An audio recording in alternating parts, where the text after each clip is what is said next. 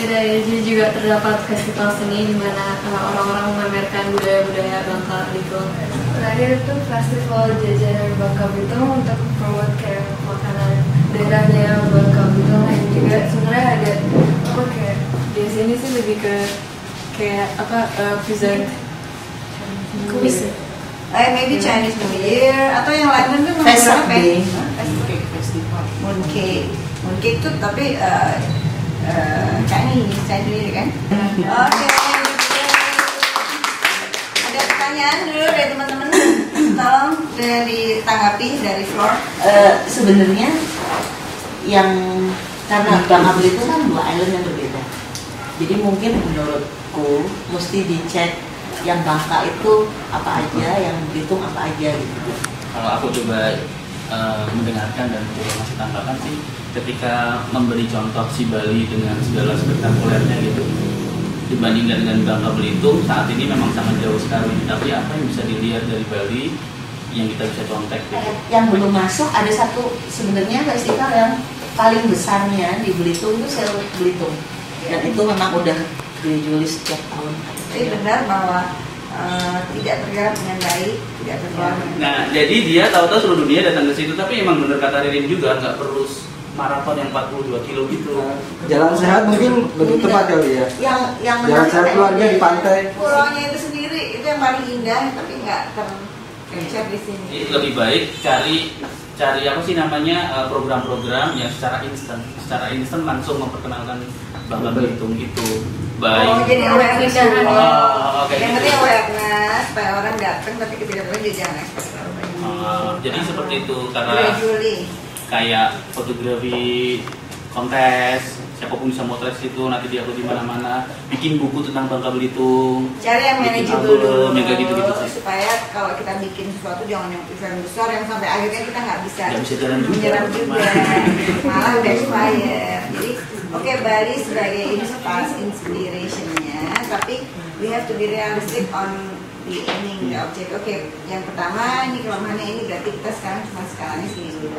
Kalau anak muda pasti secara sosial media maupun apapun yang berhubungan dengan online itu pasti akan lebih mudah untuk kita membantu support promosi dari Belitung itu sendiri. Jadi mungkin lebih banyak explore di situ, entah lomba artikel atau misalkan kayak fotografi sih paling menjual.